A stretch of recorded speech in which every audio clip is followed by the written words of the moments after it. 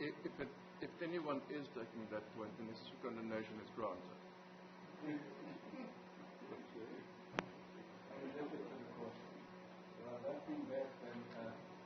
We just ask for the dismissal of both applications with costs. Including costs of multiple counts. Of multiple counts, yes. That's a cost, yes. Thank you.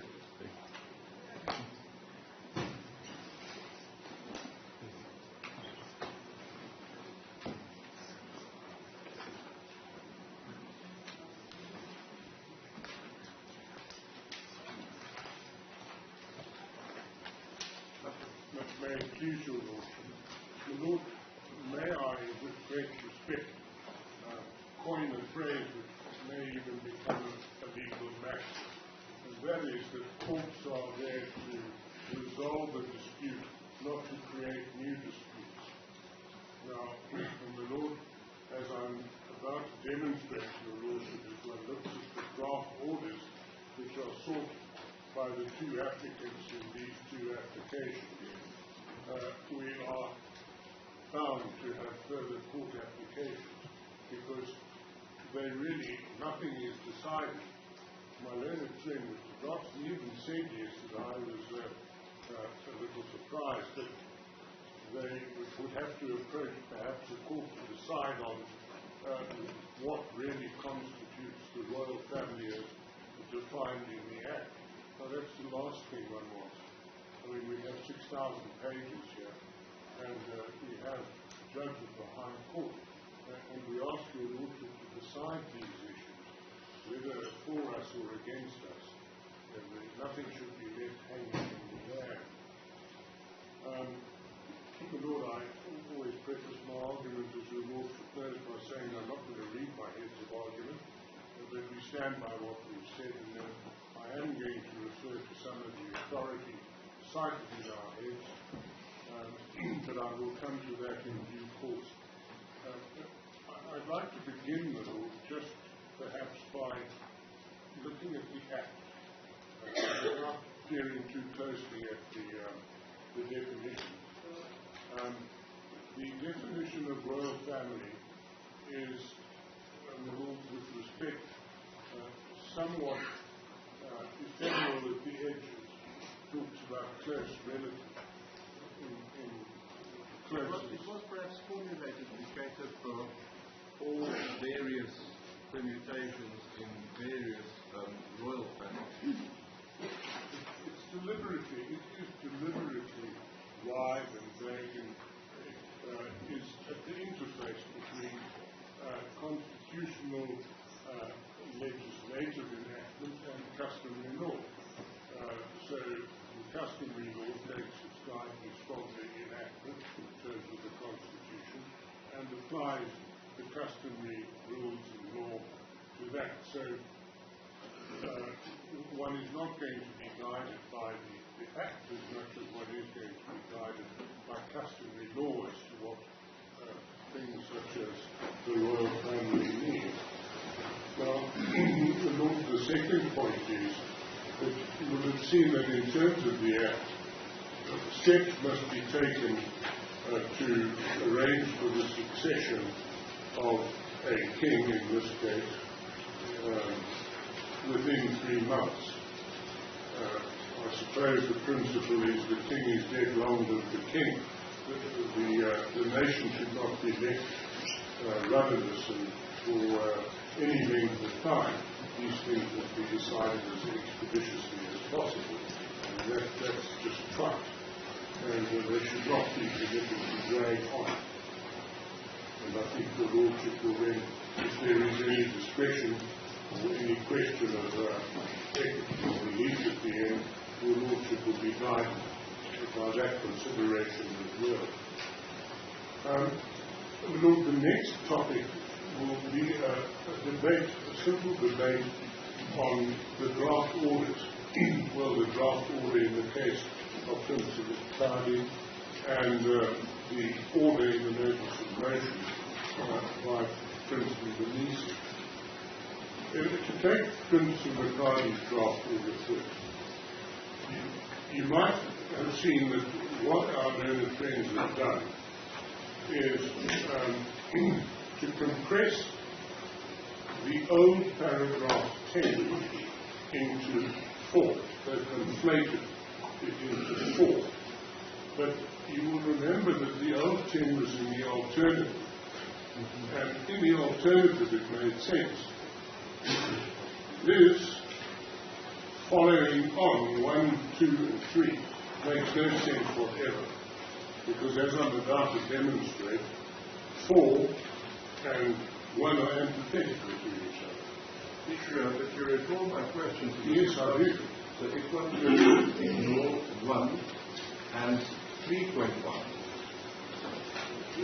my 4 then still follow. Yes, Lord.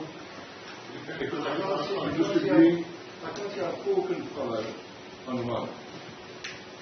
Because 1 is the trigger event for 4, when it's paragraph. So the identification decision is the trigger event. If it qualifies, then for the exercise of the obligations, the exercise of the performance of the obligations. I'm simply trying to answer the exact question we will propose by agreeing. It is, of course, quite clear that if one is granted, there is no task to be performed by the investigative committee. So that can never be granted. Lord, I'm not going to read to your Lordship the lengthy, very lengthy notice of motion in the Indonesia application, but one thing is for certain.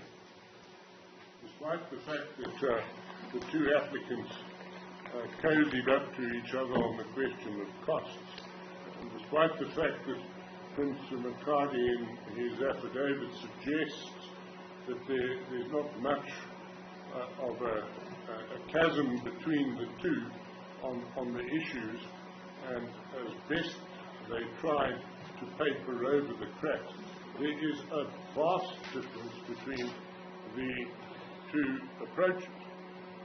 And again, I use the word antithetical. The relief sought in the Indonesia application, which you'll find at 001 hyphen commencing at 7, is all based on, of course, we say, the erroneous proposition that the royal family is that select group of persons which is defined in the founding affidavit. So the two cannot live together. And whilst my learned friend Mr. Dobson amusingly referred to the rugby metaphor kicking the ball backwards, what he didn't say is what he should have said, and that is that he asks for the Indonesia application to be dismissed. Never mind about the costs for a moment. But your Lordship would have to dismiss this application, that is the Indonesia application, in order to grant the Simakadi order. And of course, vice versa. They cannot live cheek by jowl. Well, paragraph 4 of the Indonesia notice of motion accords with paragraph 2 of Prince Makadi's draft order. Yes. But what flows from that? You see, my Lord, that this is why I say one doesn't want to spawn further litigation.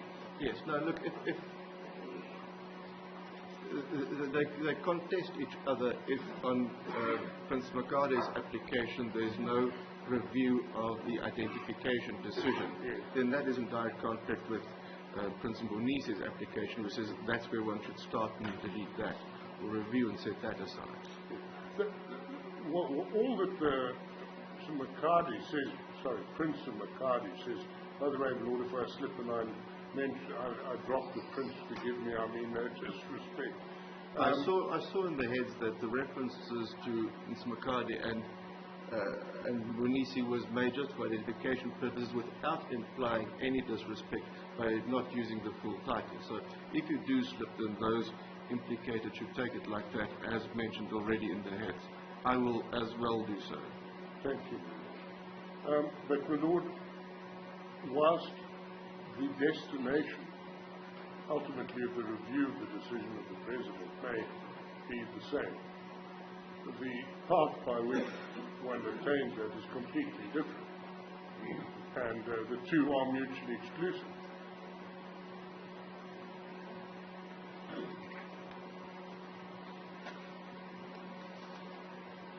Now, but Lord, to revert for a moment to my learned friend Mr. Dodson's draft order, and more particularly his recent notification that he is not persisting with the substitution of prayers 8 and 9. Now, my Lord, it's a magnanimous gesture, but I'm always afraid of Greeks bearing gifts. I don't know where the Trojan horse lies, and I'll explain to your Lordship why.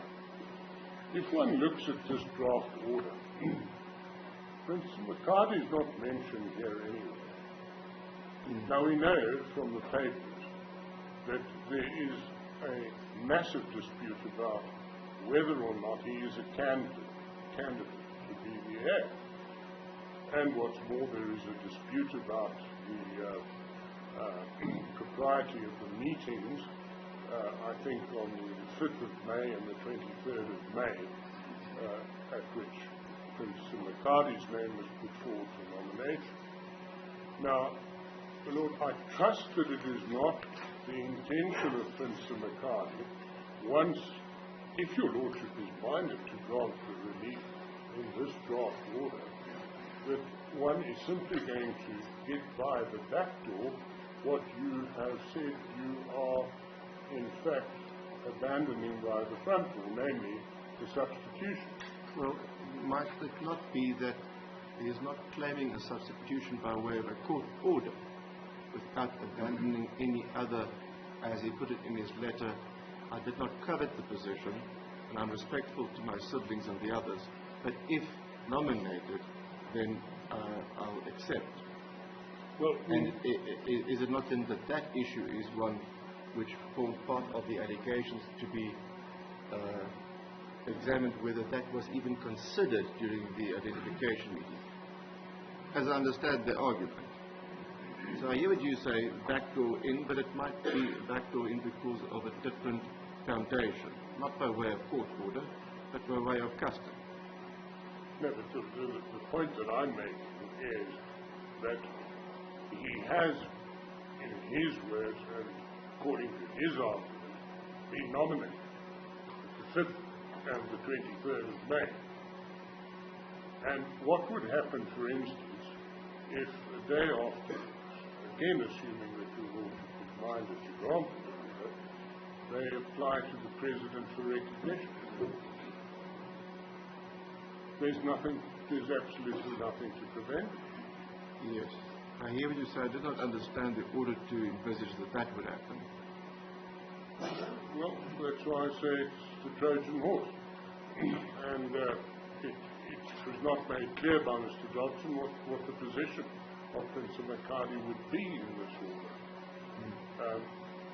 All right. Mr. Dodson suggested that the whole issue of the candidateship of Prince McCarthy was now no longer an issue in this case. We say it is very much an issue if there is going to be any attempt to pursue it. And I will then have to address you and demonstrate on these papers that he could never aspire to ascend to the throne because of customary law.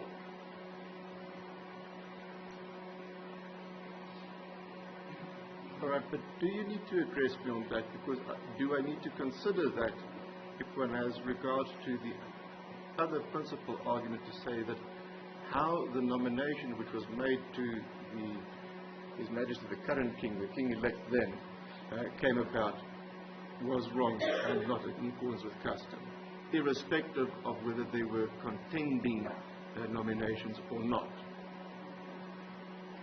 Well, one of the issues in this case, which has traversed 700-800 pages, is whether Prince Makadi is a candidate for the airship.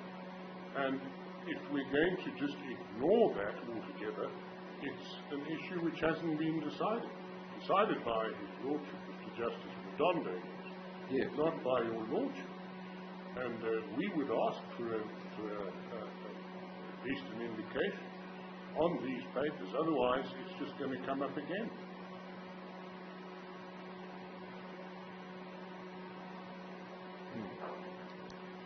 Perhaps the shortest route would be to ask for clarification of those who withdraw those paragraphs.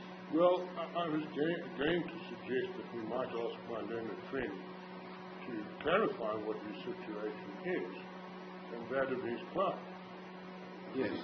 Mr. Dodson, once paragraphs 8 and 9 of Prince Makadi's application was not proceeded with, what about this question whether it will feature again in part of the section 8 for investigation? Will it not? Do we have to then, because if it might, then Mr. Buckland says one has to decide whether it will be a valid contention or not. The entire debate about whether custom identifies either Prince Makadi or Prince Lesotho as king is a matter that is strictly to be left for the investigative committee. There is certainly no suggestion from our side that we should spike somehow that inquiry through these proceedings. Yes. With any sort of finding. When we say that we're not proceeding with 8 and 9, yes, certainly those would have required a court order, a substitution order. Indeed. That falls away. That falls away. Yes. And with that, any need whatsoever to determine which way custom points in favour of either candidate. And in fact, it would be inappropriate for this court to preempt the President's decision. The solution is to be found by... You mean the committee? I beg your pardon, the committee's decision. The committee's decision. The principle, starting point in administrative law, is one of deference. And on the basis of the principle of deference, that's an issue that should be left to the investigating committee. And the moment that we abandoned the exceptional form of relief, it's only limited to the fact that you don't want a court order substitution. You're not insisting thereon. It doesn't mean a waiver of any other rights in terms of customary law. Either a waiver or essentially an assertion in these proceedings. So my learned friend can rest comfortable that there will be a completely fair and open dispute that will be left for the investigating committee because of the fact that we haven't gone the extra step of seeking the exceptional relief. Thank you. Quite a satisfactory answer, and I'll explain to your Lordship why. Bear in mind that my client's identification will have been set aside. No, recognition. I mean,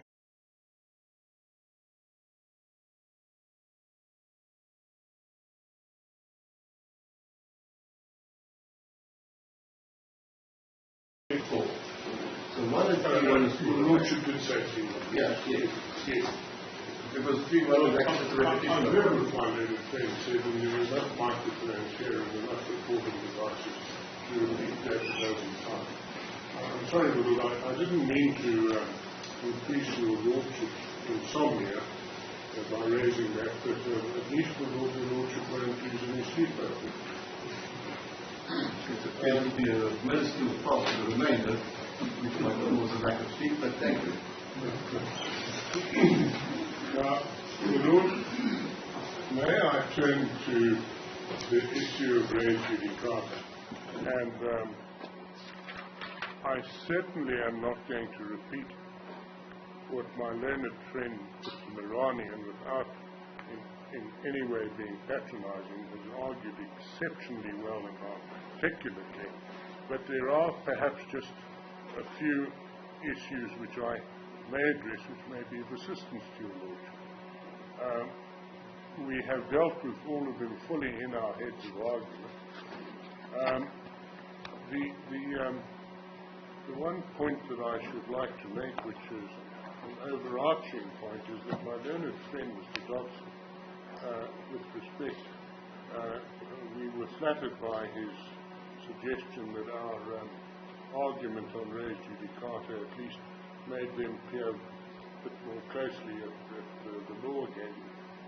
We suggest perhaps they didn't peer closely enough, because the refrain which keeps coming out in my learned friend's argument is an identity of cause of action issue and of course the parties. But that's no longer the law.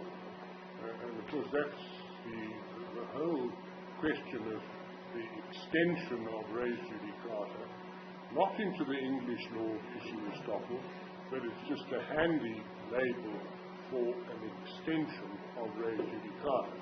That was explained by Puerto J.A. in the ABSA case. So it is no longer an absolute requirement that there be identicality between cause of action and the parties.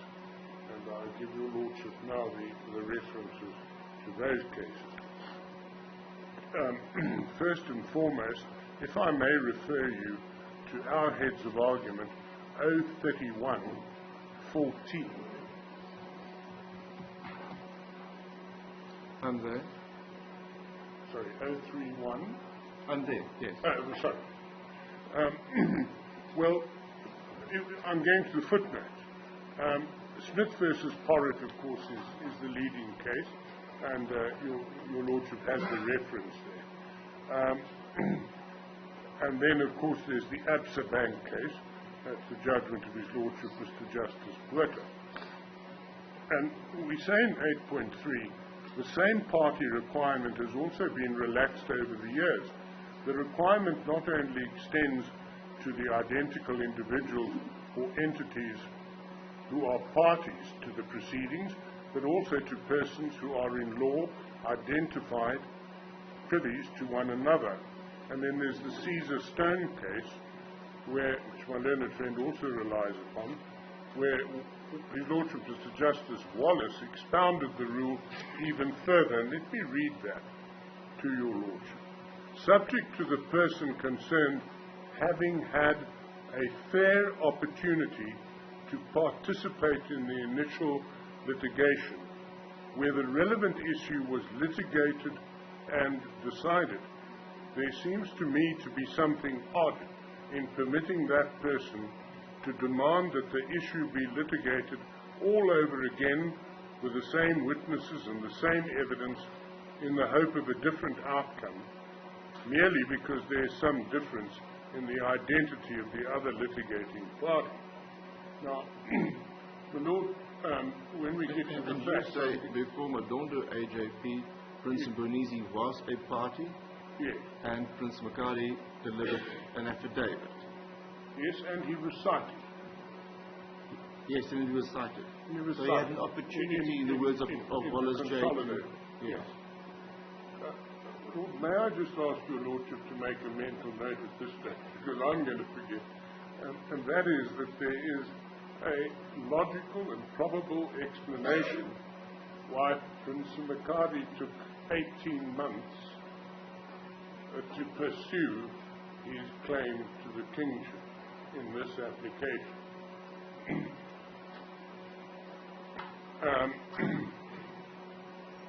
But the Royal Seshaba Holdings case, which is likewise an SCA decision, the same party's requirement is not immutable, and he cites Caesar's stone. I'm not going to refer to Janse van Rensburg versus Myburg. It's there for your lordship to read. I do want to read to your lordship a case which we do cite. It is that either the DA versus Brummer or Brummer versus the DA. I can't remember which. I have the case.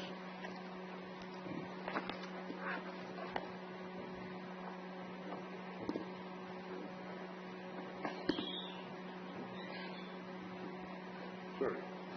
My Lord, it's in our head. I'll give you the footnote.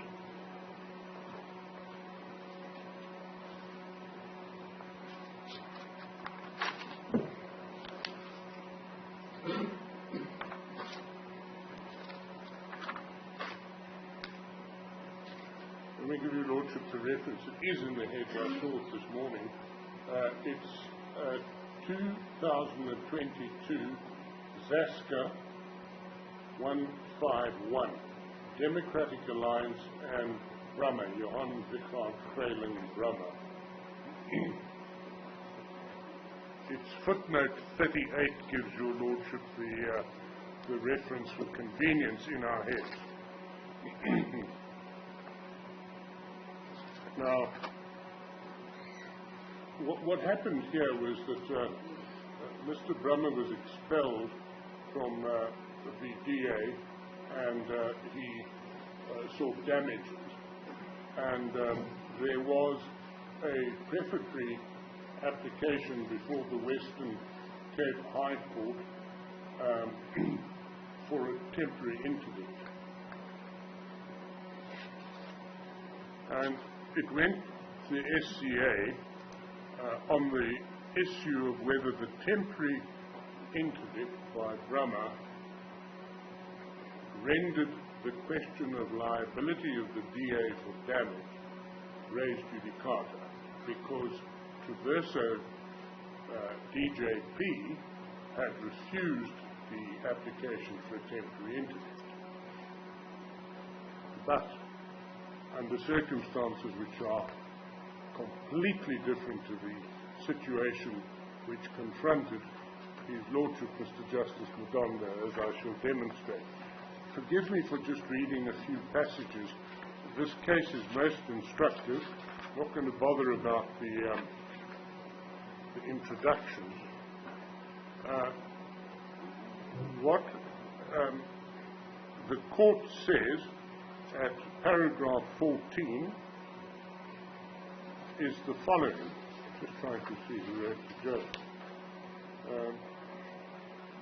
It was Huerson, AJA. And believe it or not, my Lord, they quote Spencer Bauer on res judicata. The first component of the inquiry requires a careful examination of what issues of fact or law were decided by the first court. In Boshoff, the following statement by Spencer Bauer in res judicata was held to be correct. And this is what follows is the Spencer Bauer citation. Where the decision set up as a res judicata necessarily involves a judicial determination of some question of law or issue of fact, in the sense that the decision could not have been made legitimately or rationally pronounced by the tribunal without at the same time and in the same breath, so to speak, determining that question or issue in a particular way.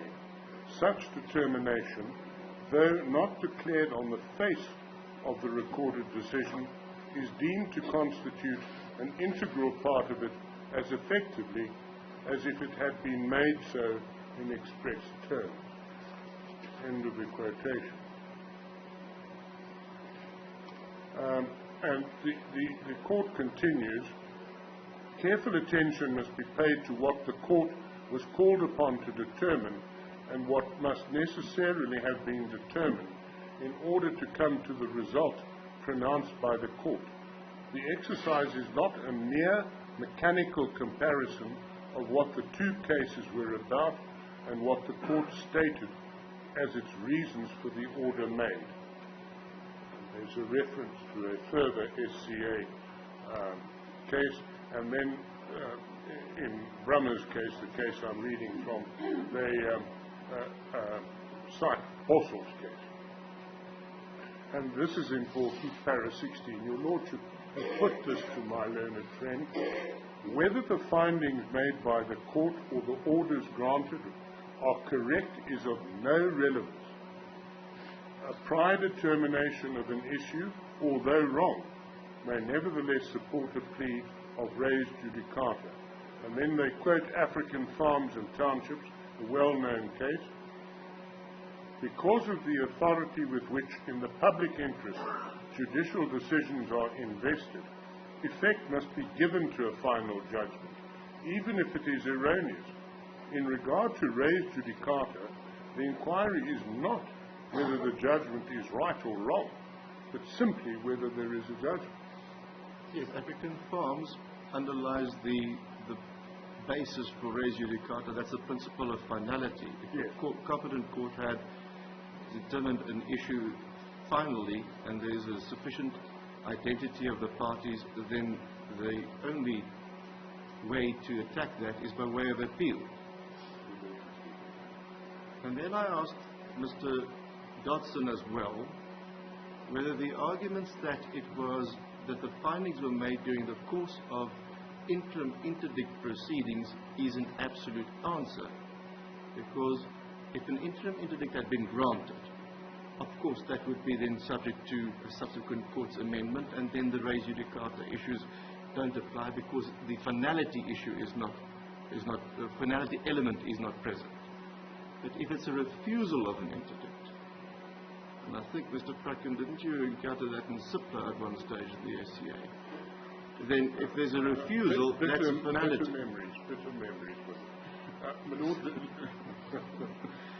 Yes, because it's closely linked to I the had 5 appealability. judges of the Constitutional Court on my side, but 5 on the other side. But let me explain to your Lordship about temporary interdicts. They're strange creatures, and just as I've never understood Lillicrap and Wassenaar, I'll make that confession. I've never understood the SCA judgment, I cannot remember the name, which says that the grant of a temporary interdict is not final. But the refusal is. I think it's Cronshaw with his Square Security. That's it. Exactly. Your Lordship's memory is better than No, I have it in Jutastat. well, we need all the help we can get. But my Lord, and this is exactly what Brahma was about. I'm coming to that. But to answer your Lordship shortly, I don't believe that this was a temporary interdict, because if one looks at Madondo AJP's judgment, I'm going to show you. I'm sorry, I'm leaping ahead of myself. You mean it was to prevent the coronation on the 3rd of December of 2022, and if that order is granted, then that's final in effect because there's no coronation. Yes, but there was another prayer which said Pending. if the third respondent, whom I think was the Premier, had completed all the paraphernalia required, then the President, whatever number he was interdicted from recognizing King Mzuzulu. Can I just show your Lordship where that...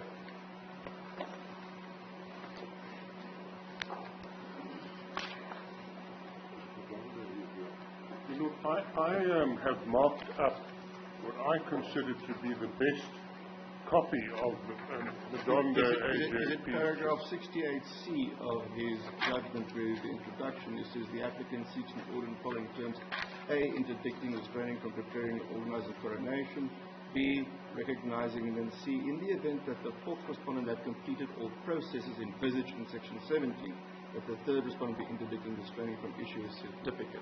That's the portion you're referring to. That's a final interdict.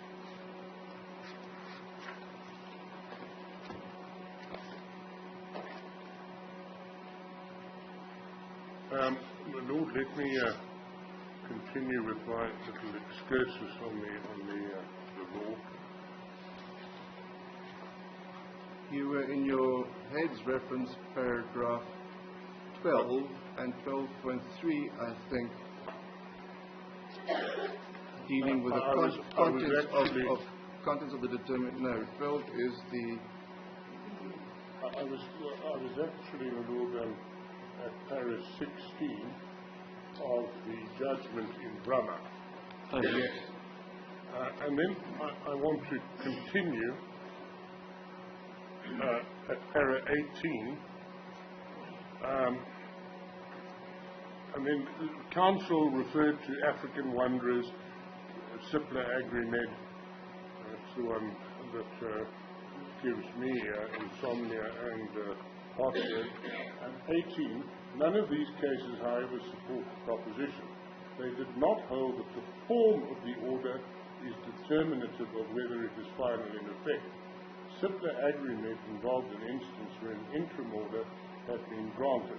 And then in African Wanderers, Mullah J.A. stated that in order to decide whether an interlocutory order is appealable, of course, whether it's final or not final, in the old days, before Section 18, and based on Zweni and Holland J.A.'s judgment, one must therefore examine the issues raised before Howard J. in the interdict proceedings and the manner in which he dealt therewith in order to determine whether he meant to express a final decision thereon, i.e. whether he intended to dispose finally of those issues or any part of them. So the Lord, one doesn't just look at the order, one looks in African Wonders, at least as stated, you must examine the issues raised and see how they dealt with, to see whether the judge intended that the judge or the arbitrator or whatever award or order is being raised as a defense of re judicata. You examine the way that the judge deals with it. In the Mkhize matter, I'm still quoting from Brahma, in the Mkhize matter, the question arose in relation to the dismissal of an application rather than the granting of interim relief. The following passages from the judgment illustrate the approach that is required in this matter. And then he quotes, the orders of Boyne J, the Supreme Court of Appeal, and Sishi J, all concerned the Rule Nizai and the Fonsale J order. The pertinent question is therefore whether an order can be considered final when it is concerned with dismissal or discharge of interim or interlocutory orders. Now, we're not dealing with that here. And then in Con, C-O-H-N, the finality of a dismissed matter was considered, and the court stated, in dealing with a position where an action is dismissed, Spencer Bauer says that the answer to the question whether anything can be said to have been decided so as to conclude the parties beyond the actual fact of the dismissal depends upon whether the dismissal itself is seen to have necessarily involved a determination of any particular issue or question of facts or law, in which case there is an adjudication on that question or issue. If otherwise, the dismissal decides nothing, except that in fact the party has been refused the relief which he sought. Now, my Lord, that's terribly important in the present case. And I shall explain to your Lordship why in a moment when we go to his Lordship Justice Madondo's judgment. I just want to finish with Brahma by interpolating and telling your Lordship what happened. Traverso DJP dismissed the temporary, but in fact the court, in a very polite way, criticized her for not giving any reasons. And I was interested to see that the entire argument before Traverso DJP was made part of the appeal record, and the SCA in fact had regard to it. But she gave no reason. That's referred to in 24. Well, it's 24 years. Yes. Now, but your Lordship quite rightly yesterday put the question that if it were temporary, then questions of balance of convenience, obviously, and a prima facie right comes into the question. And a dismissal, without specifying which of those, in any event, if it were just that there wasn't a prima facie right, or the prima facie right was open to doubt, but the balance favoured the respondent, well then clearly the res judicata cannot apply to whatever issues were decided there. But that is most certainly not what was decided in this particular case. You say this decision before Madondo J is in the same nature as indicated in 26 in Bremer. Yes. The changes Bremer's counsel had in mind, the lawfulness of the termination of Bremer's membership, which was squarely before Traverso DJP. You say the dispute regarding the process to identify the Zulu king was squarely before Madondo AJP. Yes.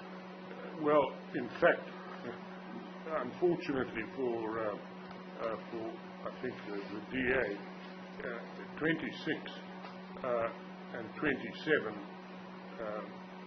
in fact, none suited the party, taking the point of res judicata, because Traverso DJP did not, in fact, decide any of those, or did not illustrate the issues at her finding.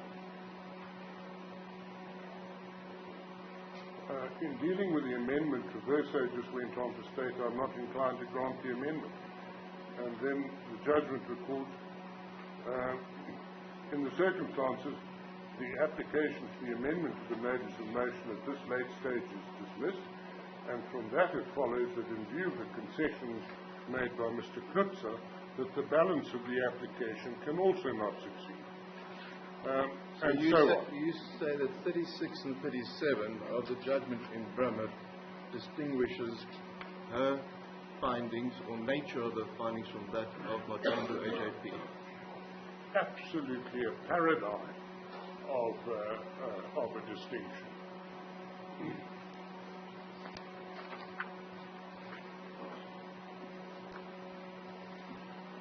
And 37, of course, is placing a legal term on it. In these circumstances, the dismissal of the application amounted to no more than an order of absolution. Now, look, if you compare that to His Lordship Mr. Justice Madondo, who the Lord grasped the nettle, he set out, the Lord, with respect to the learned judge, in great detail, the issues. He dealt with each issue, whether he was right or wrong, but he dealt with each issue. He found on each issue, and the Lord, we've given you all the excerpts from his judgment in our heads, but perhaps I would like to emphasize one that really is the death knell of any suggestion that Mr. Justice Madondo wasn't making a final order. Must have regard to your heads or to the judgment? It's in my head, but it's at 103 of the judgment, 001 170 I'm reading from. Yes, I have it. Do you have para 103 of the judgment? This is one of the hard copy instances that I have handy. Yes, yes. Well, he says that the evidence establishes that there is no contender to the throne who professes or is professed to have a better right, entitlement or title to succeed to the throne than Prince Msizulu. The applicant has not made out any case that the identification of Prince Msizulu as the successor to the throne was not in accordance with Zulu customary law and customs and the provisions of Section 8.1 of the Leadership Act, read with Section 17 of the KZN Act. The applicant has accordingly failed to establish any right which is protectable by an entity. You couldn't be clearer. and then in the result the application is dismissed with cost.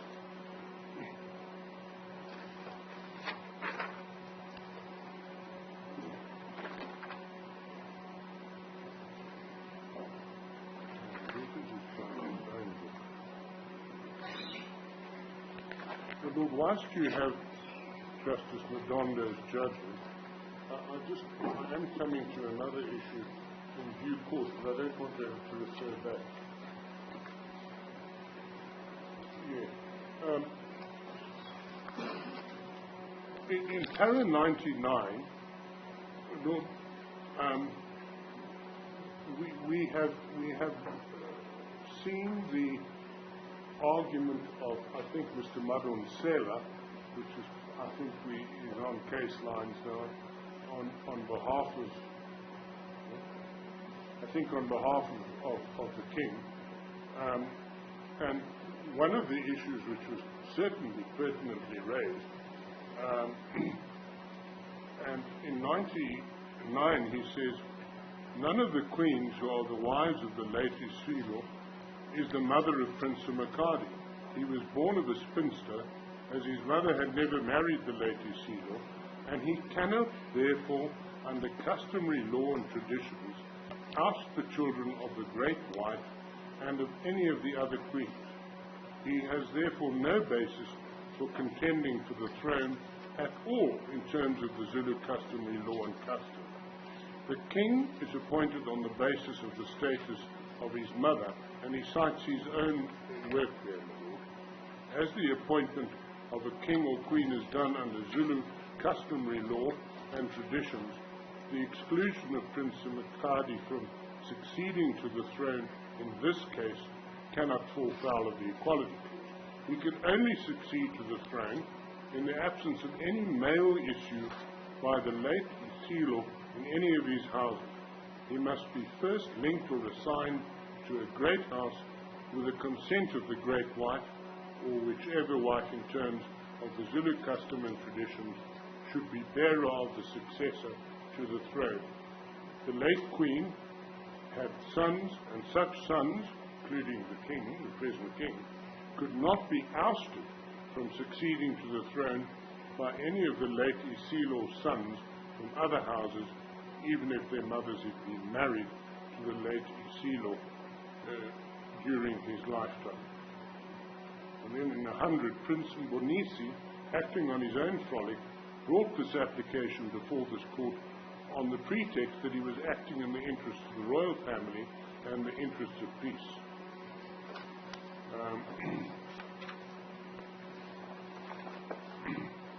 The Lord, the only issue which our learned friend Mr. Dobson raised was that, well,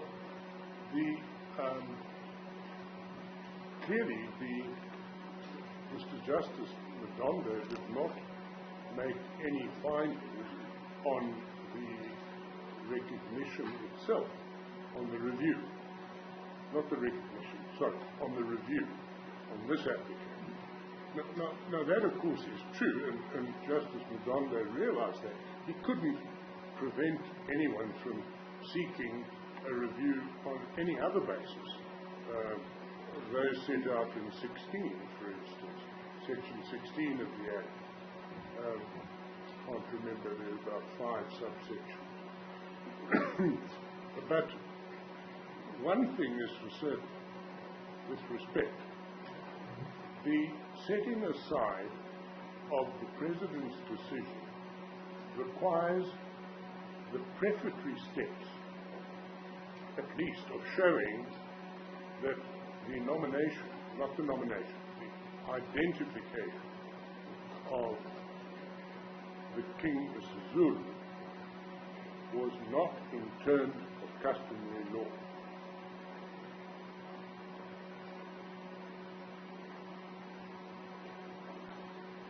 It would absolutely thwart Mdondo AJP's judgment and the principle of res judicata if you could circumvent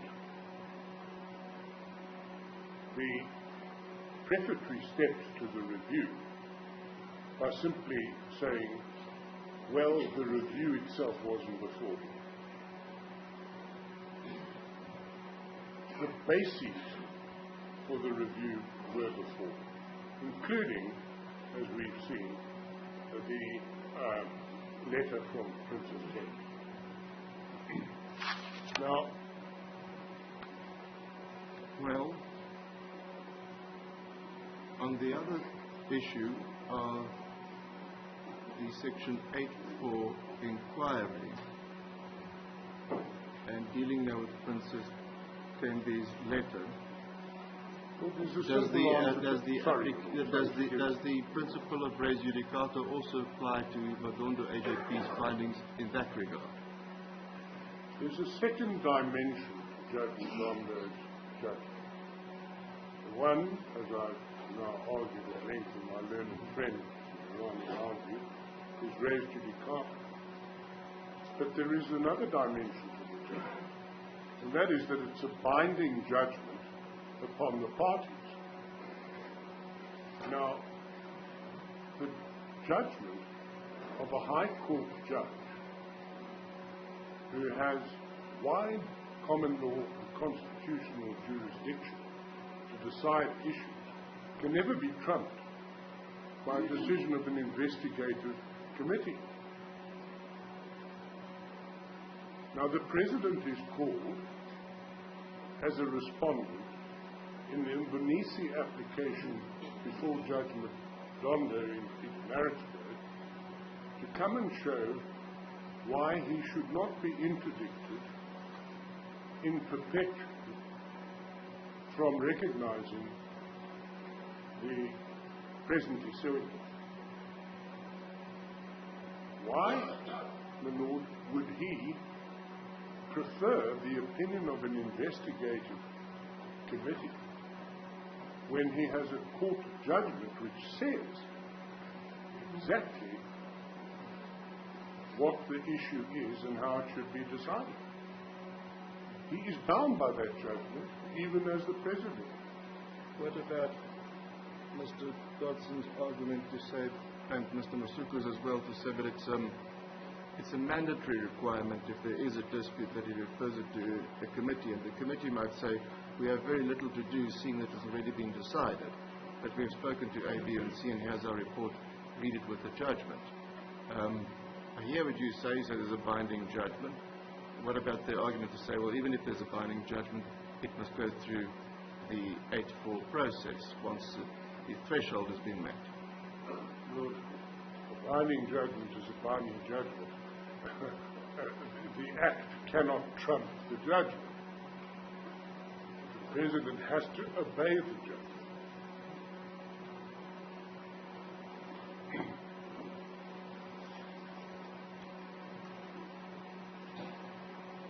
Yes. And it's a submission that I'm going to make in respect of your Lordship, with great respect.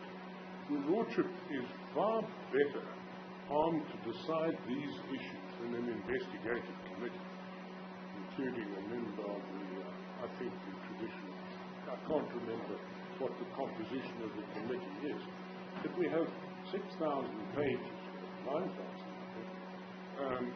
We have 12 counsel, apart from ourselves, very eminent, and Lord, we've had 3 days of argument. This is a decision with respect which is eminently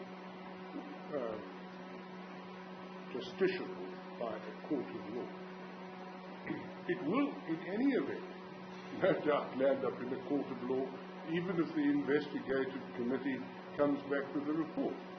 Somebody is bound, given the litigious nature, somebody is bound to seek to review the decision of the investigative committee. Yes.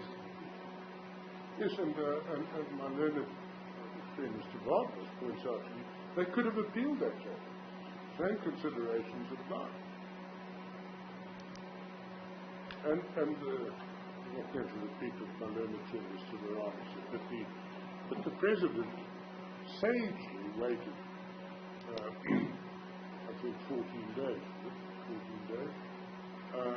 before taking the decision. Yes. And then there's a third dimension to the case, the Madondo J case. It's not stare decisis because it's a different division.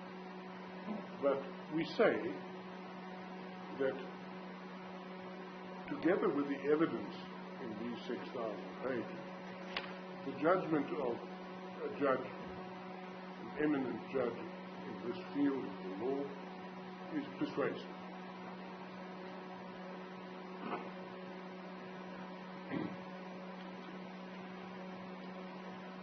Lord, may I just retrace my steps, because there was some suggestion that Madondo AJP was wrong about the complaint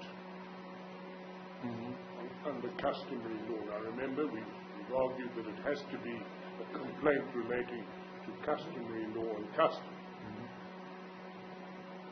If one reads His Lordship, Mr. Justice Madondo's judgment carefully in context, it is clear that one of the reasons why he believed there wasn't a complaint was because he found that the basis of the complaint had fallen away.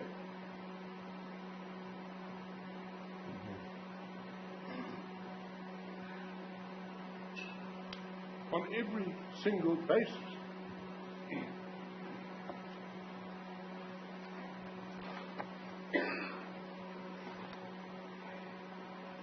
Yes. Mr. Morane, however, said on that point slightly different, to say that the basis that there is another contender isn't a sufficient basis for 8-4. It is if that contender's nomination or consideration wasn't properly handled or heard in terms of custom. That could be a complaint. But he said that wasn't the complaint. I fully support that argument. But I'm also saying... Yes, I hear what you say. Once you found that there couldn't have been a contender, or couldn't have been the contender in the person of Prince Makade, then the complaint fell away. Yes. Because there's no foundation left. Lord, I now then revert to the merits of both cases in the event that your Lordship were to find that res judicata does not apply. Of course, if your Lordship finds that res judicata applies, that's simple. I'm not suggesting your Lordship's looking for a simple way out. Not being patronising, I know that your Lordship won't, but... Yes, but in this matter, res judicata upholding or not is not a simple issue. It's not as simple as another matter saying, well, it's already been decided, I need not decide it. It's simple. No, this matter is not one of those. I'm not suggesting that the res judicata is a simple issue, but it would be the total answer to everything else. Yes, well, that's why the res judicata is offered as a special plea in litigation. Now, my Lord, the submissions which I am about to make are based upon the merits, the underlying merits, in the event, in the melancholy event that your Lordship does not find res judicata.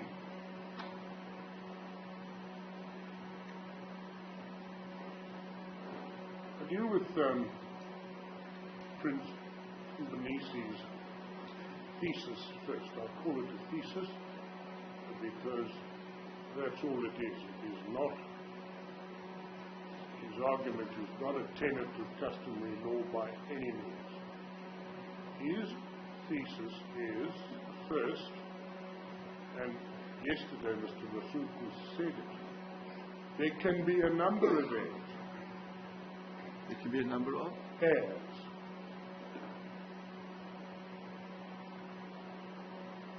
And I think inherent in that proposition is the thought that the royal family, and let's leave for a moment who constitutes the royal family, has to make an election and choose one of the heirs.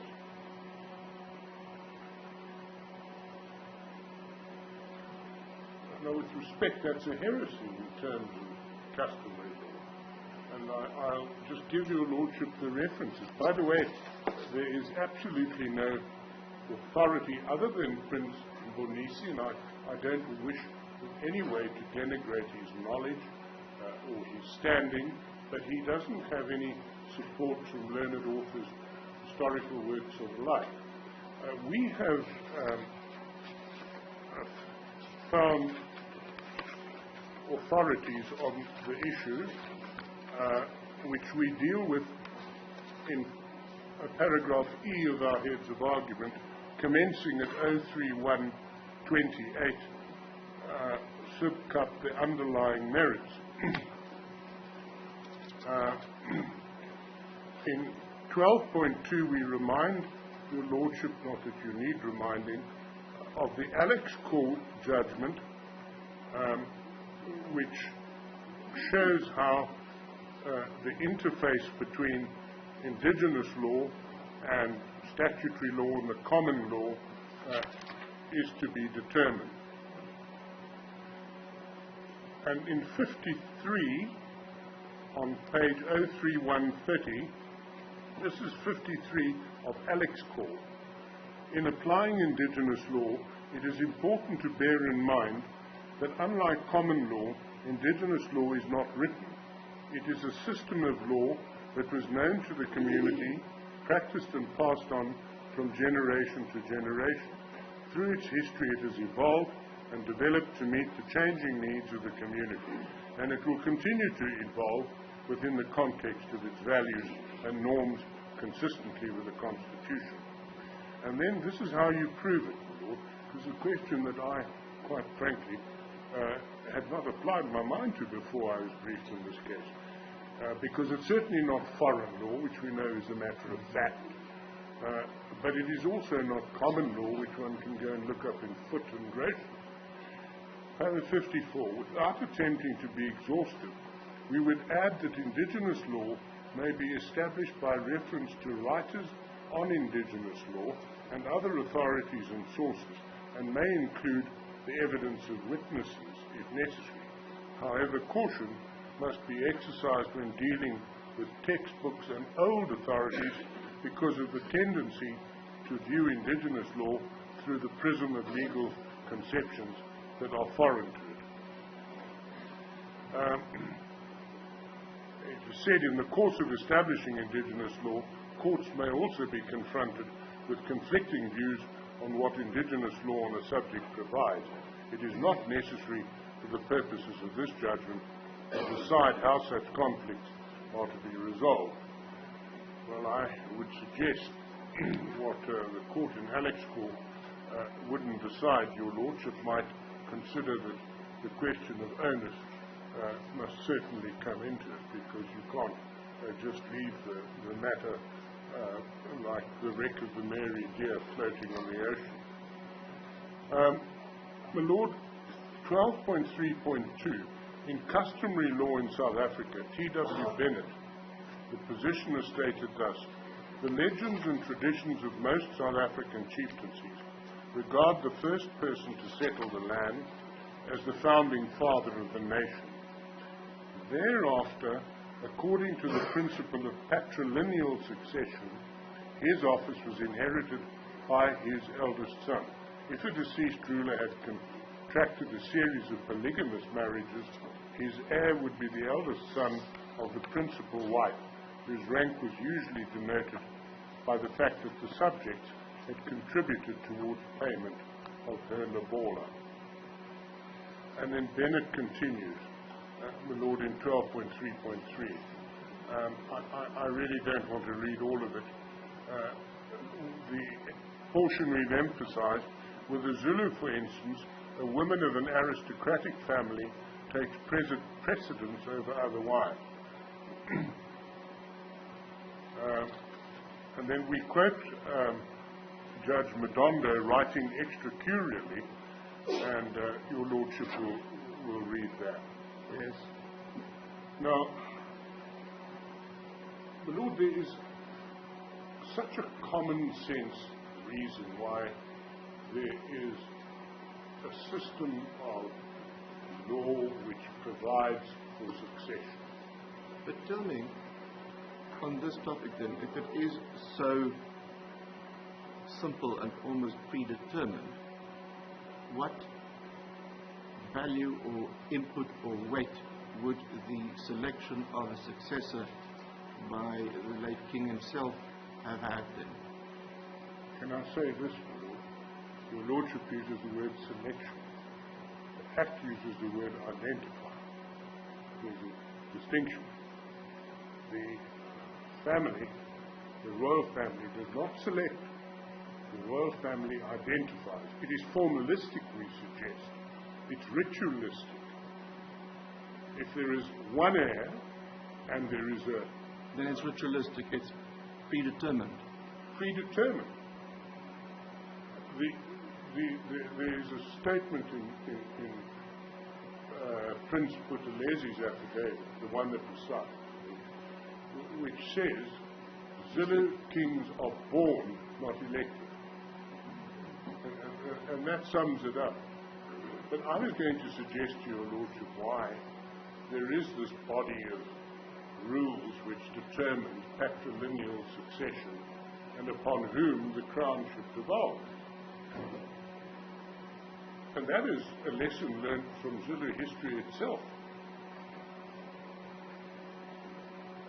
If one reads Lord, the history back to King Shaka, and one reads, as I have again, Mr. Morris's book, The Washing of the Spears,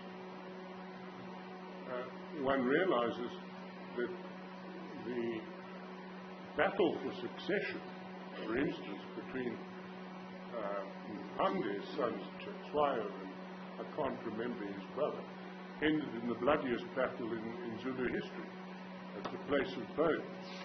So one can't have a number of heirs squabbling and horror upon horrors taking up arms and giving armies to support them in order to determine who shall be the next ruler. It must be predetermined. That person is born. And the process of identification is simply ritualistic and formalistic.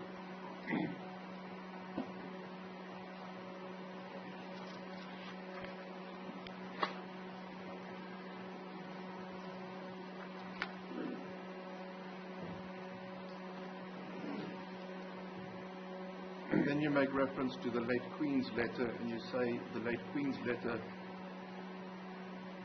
accords with us. The Queen's letter is not determinative of the issue. No, but it accords with it, I say. I didn't say it did.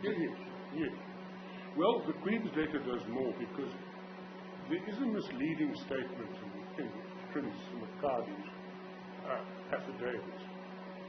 He refers to a book as the Queen's book.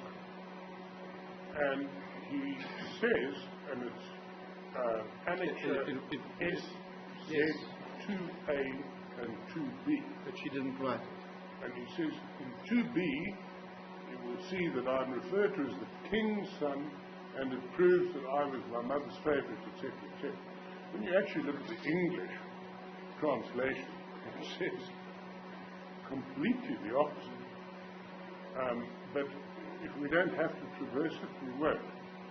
But what we say is that the letter proves that whatever Prince Makadi says in his affidavit about him being his mother's favourite, and that accolades were showered upon him as a child, is simply not true.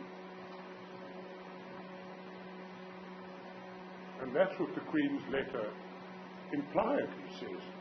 It is my son, Mr. Zulu, who is the heir.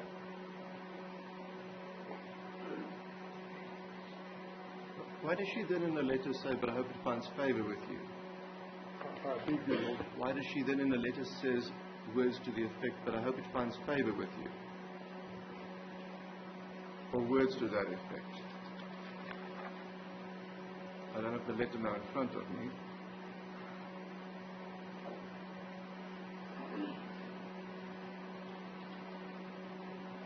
Well, she says, whilst I'm humbled by the honour, I believe it to be appropriate and befitting of the great Zulu nation to bestow the honour given to me by His Majesty to my son, Mntwana uMusazulu.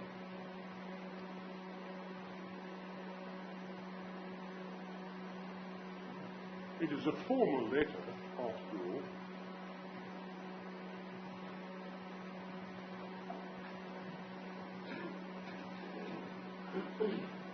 In her mind, at least, now, my lord, the evidence is put up not in order to prove the content. Oh, you mean if it is the approval must be read in context of paragraph 6, Yes. appointing in her stead. Yes. I see. The evidence is put up as tender. There is, with respect, in much of the striking out application brought by Prince Makadi, there is a confusion between evidence tendered to the correctness of the version and evidence proving the state of mind as part of the res gestae, or, for that matter, proof of the fact that there is a letter or there was a letter. But the attorney from Kavanagh attorneys, Richard, says we're not tendering for the truth of the content, we're tendering for, as you know, said, this is what happened. That was already the position at the postponement application earlier this year. Yes. The existence of that letter was, and the dispute regarding the deposition thereto was what led to the postponement. You won't cause me also. My lord, I don't know why my learned friend spent so much time on Prince Makadi's letter of the 11th of March, because I had thought that by not persisting with the issue of substitution, Prince Makadi's status as heir to the throne was not relevant to the issues any further. But he's dealt with it, and I would like to deal with it, because I believe that the context which he has sketched is incorrect. First and foremost, I'm not going to read the letter again. Your Lordship can read it, and there's no magic, mystery. But here is the context. You refer to it in section G of your headings. Yes, we do.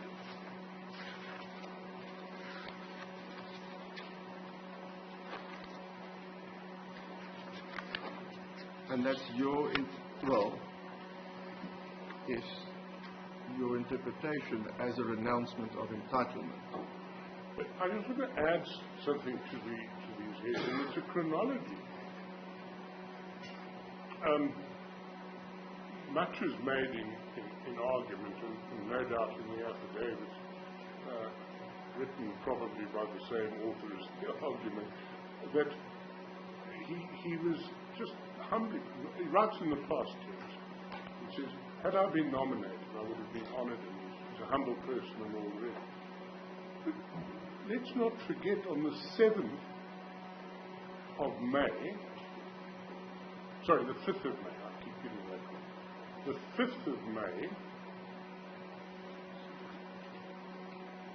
there is a secret meeting, admittedly of not the whole royal family, but one of the families, identifying Prince Makadi.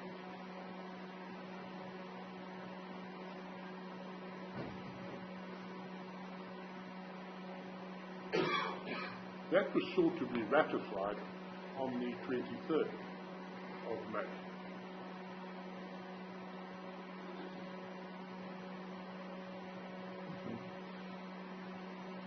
But now, against that background, why on the 11th of May, having been, let's use the word nominated,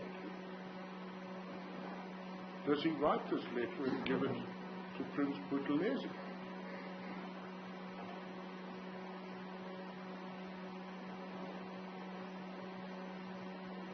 Doesn't make sense.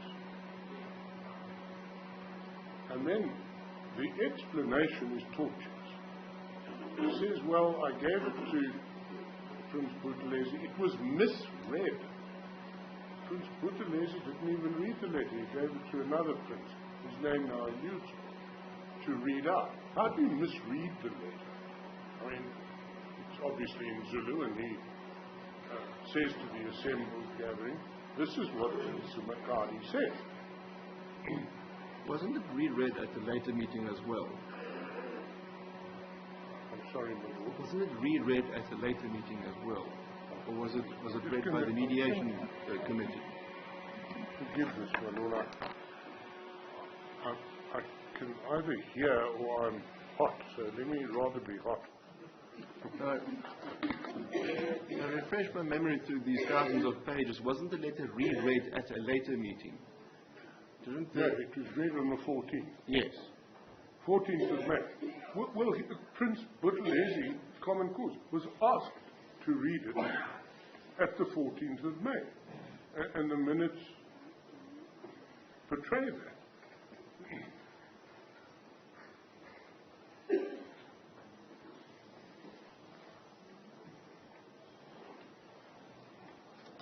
Then in your heads you deal with these allegations in his affidavit to say, had I known what had happened, that neither correct customary nor statutory process had been followed, I would not have sent the letter. No.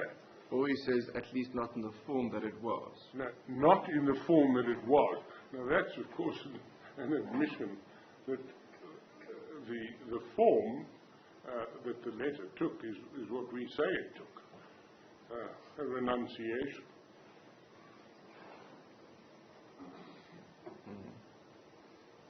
But he couldn't have been prescient. He wouldn't have known that the 14th of May. He says, now what he subsequently discovered, i.e. that neither the correct customary nor the correct statutory process had not been followed, well, he didn't know that on the 11th.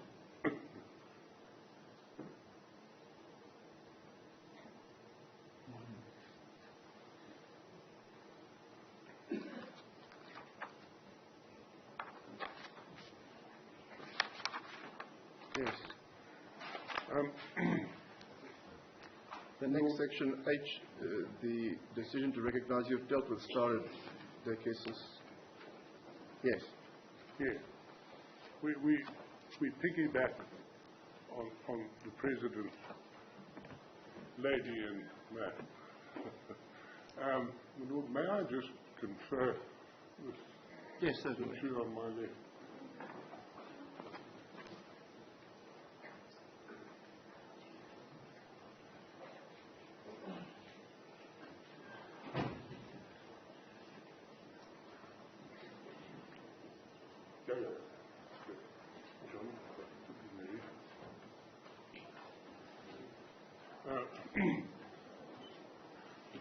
My Lord, I'm not going to deal at any length, certainly not without striking out. Your Lordship knows well what is hearsay, and in any event, my Lord, the modern view is that hearsay evidence in application certainly is more readily admitted. Your Lordship will accord such weight to whatever we say is hearsay. We ask for condemnation for the late filing. We believe we've given a credible explanation. Your Lordship will have seen we've explained. We've never consulted with Prince Buthelezi.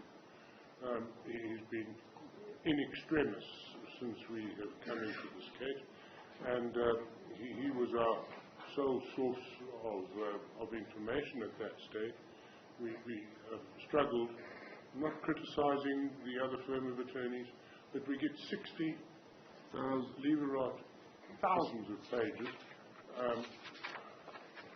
middle of August sometime, without an index. Of course, there are no case lines there's no digital recording in the Maritzburg court. We ask for condemnation for being late. There's even very little case lines there. Yeah. Sorry. I say I understand there's even very little case lines there. Yes. Yes. Well, such is the rumour. Yes. Yes. Sorry, I missed that.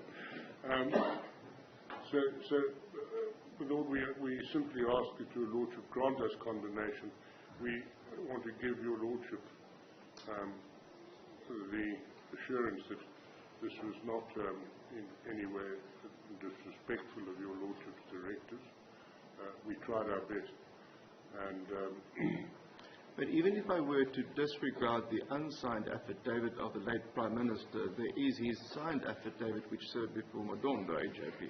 well, the signed affidavit is in the Imbonisi application. Yes, that's right. Yes. It requires no admission. Yes. We do ask Your Lordship to have regard to the unsigned affidavit under Section 3. Can I give you the leading case here on Section 3? It's a full bench decision here in Pretoria. It doesn't deal with the specific issues raised in Prince Butalezi's unsigned affidavit. It is Hewan, Hewan, versus Kourie, Kourie, NO and another, old TPD.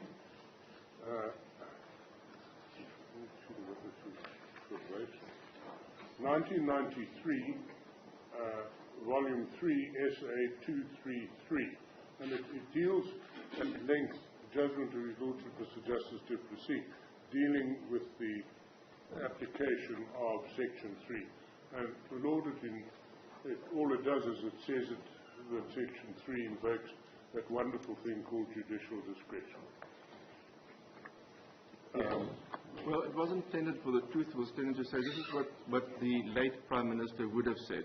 Here's his affidavit, we had no hand in it, it was drafted by someone else, and as I recall, the dispute in the postponement application was not that he refused to sign the affidavit because of the contents, because of something completely extraneous to the affidavit and to this litigation. Exactly correct, Lord. And he says he's not going to disclose it. We had hoped that we would speak to the two of them and resolve that difference, which had nothing to do with this case and nothing to do with his evidence.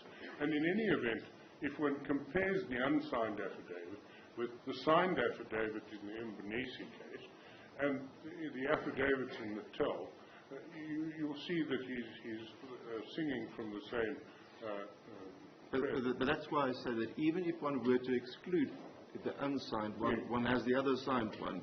And how much is the difference between the two? There's a little more to because the there's some added unsigned chronology which is added. But the initial explanation is the same. The initial explanation is the same, but he does go on to deal with this question of the meeting, the Queen's book. Oh yes. I don't know. Yes, just but on that. But I'm not sure how much turns on that now that we're not having a remittal, not having a paragraph 8 and 9 of Prince Makade's application issue. Yes, and one doesn't argue issues simply on credibility and costs. May I just give Your Lordship the reference to Schwickert in Principles of Evidence. It is section 13.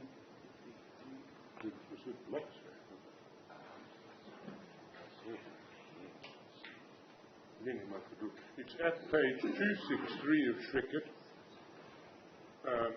and it cites Van Sale versus Jonathan Ball Publishers. That is 1999 4 SA 571, the old Witwatersrand division. Justice Nafsa held that a court in exercising its discretion should consider the difficulty a respondent may encounter in meeting a case on an urgent basis. Other circumstances that might make it necessary to introduce hearsay evidence would include the death of the declarant, etc.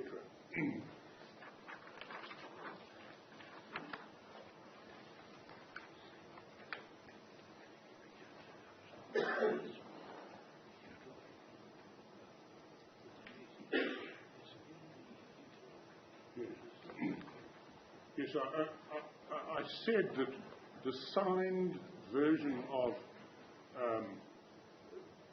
Prince Buthelezzi's affidavit was in the Mbonisi application. It's in case 35599/22 in this application, the interlocutory application.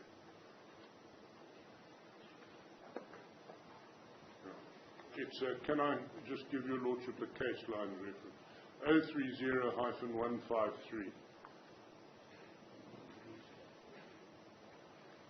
in the Mbonisi application. Yes.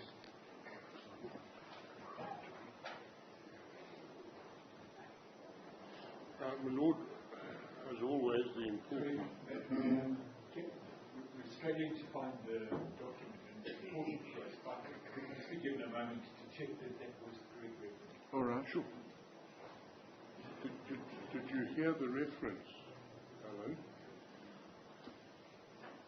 In You've got it, thank you. Okay.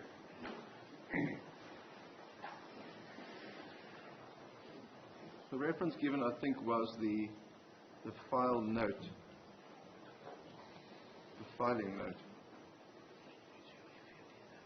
But there it is. It starts at, well, at 030-159. You will see, I, the undersigned, Prince Mangosuthu Buthelezi, do hereby make oath and say.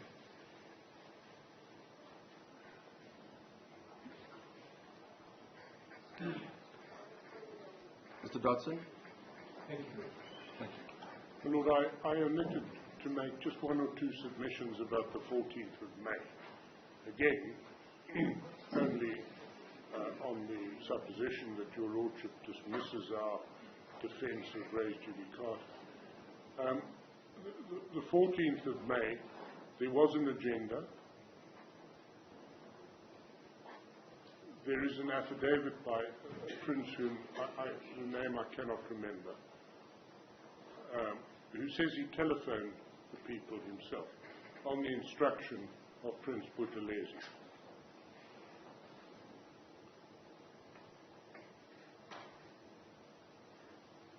They came to the meeting. They must have known about it. There's nothing improbable about him having phoned them to tell them to come to the meeting. It is true it was also the cleansing ceremony. If you say them, you mean the members of the royal family? Yes. Well, and others who attended? Others apparently attended, but only identified in reply. Yes. The vast majority were members of the royal family. There were, I think, two religious personae, I can't remember. My Lord, what is also important is that both Mbonisi, Prince Mbonisi, and Princess Thembi were invited and declined the invitation. That point has been made. Prince Sumakadi obviously knew about the meeting because he asked for the letter to be read there, so he took an a priori decision not to attend the meeting.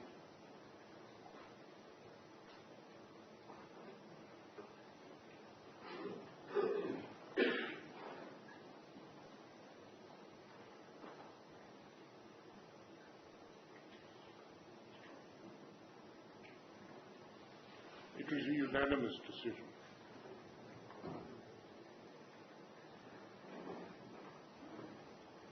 Now, in order, one trusts that when this act, when the new bill is written, persons are asked for comment in order, I hope Parliament gets down to it within the 2 years, there may be such issues as Cora and the like that are included in the bill, but be that as it may. Even if it were to be included, it will be again in terms of the custom applicable. Yeah. Well, Prince Buthelezi says that's the custom.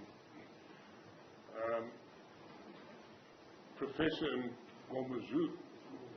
Ngobani says that was a properly constituted meeting in terms of the customary law. I do want to say this about and there is another expert whose affidavit was supposed to be filed at the time that, in this application, was supposed to be filed at the time, but it went missing in the 60 Lever Arch files. We were completely unaware of the affidavits. We've put them up now, and there is an expert.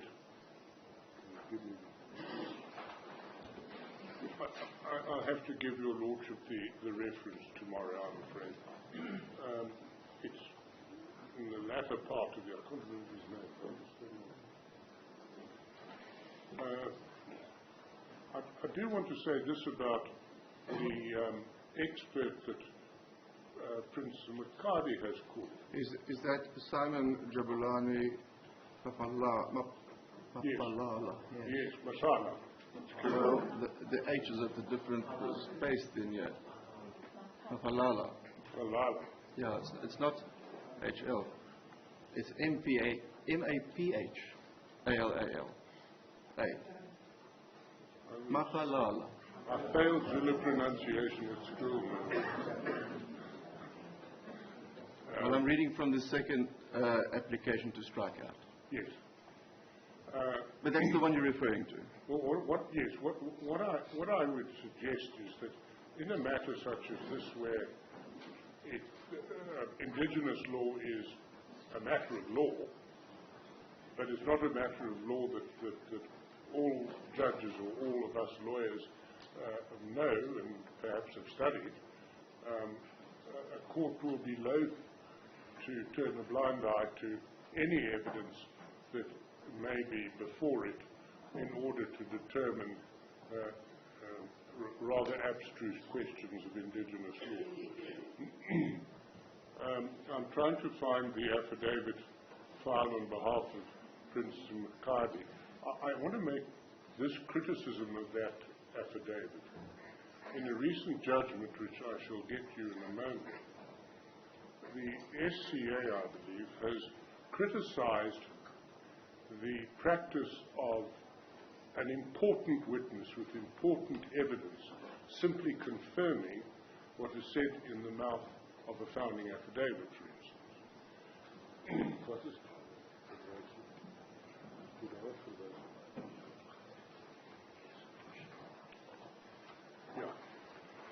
Yes, it's at 059-313. That's Papalala. In which matter is this now? This is in the Sumakadi papers, and it's 059-313.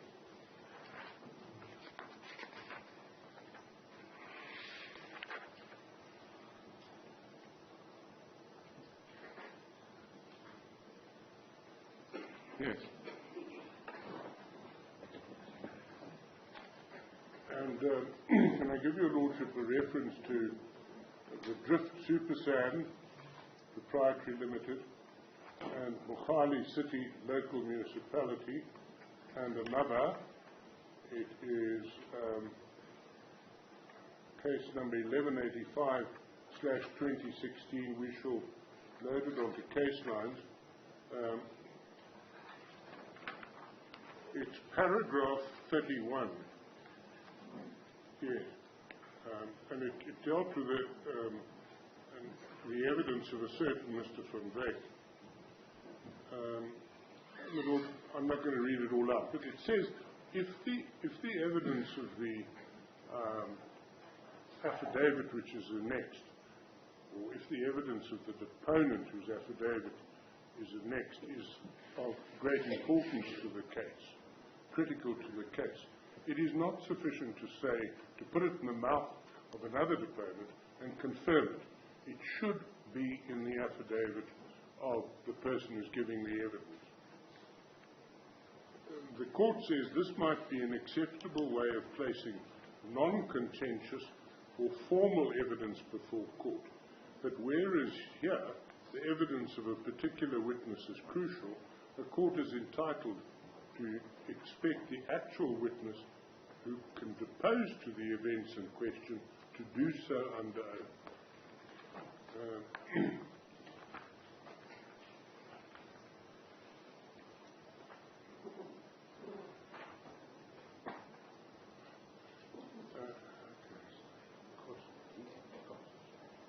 And so, as always, to cost.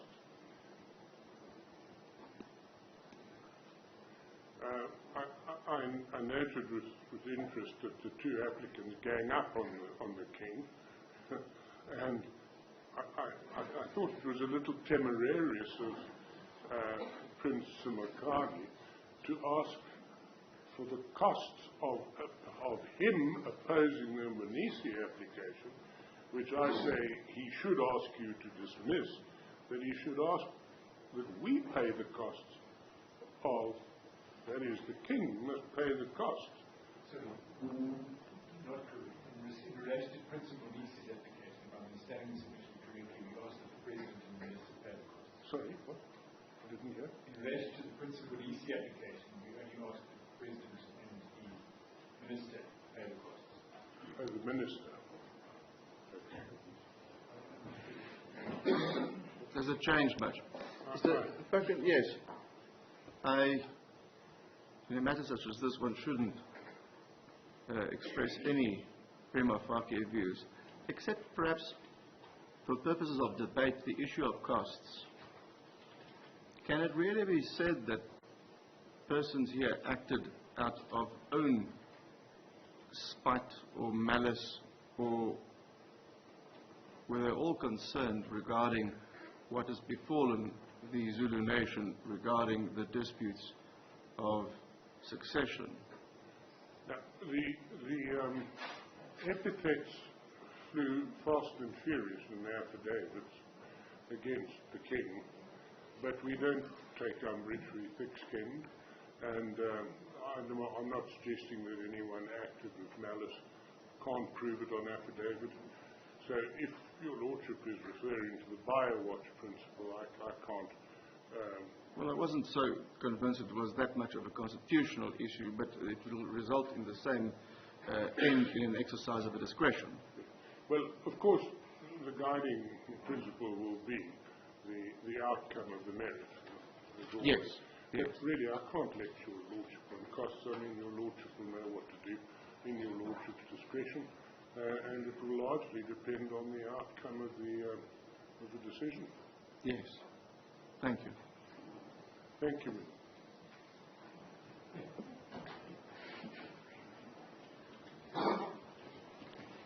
Mr. Masuku, we're not going to finish today.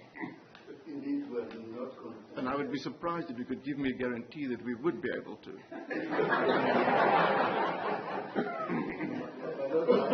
I thought I got good accommodation from you on my ability to stick to time. But in light of the debates that you raised with our colleagues for...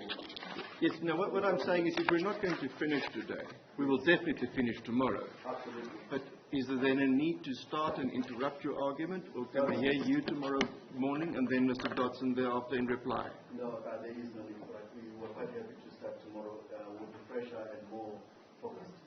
And also you'll have an extra 20 minutes then to prepare on the argument you've now heard. Exactly. But as I recall, Mr. Malala will deal with the reply. I'll deal with only one aspect. All right, you can structure it however you want.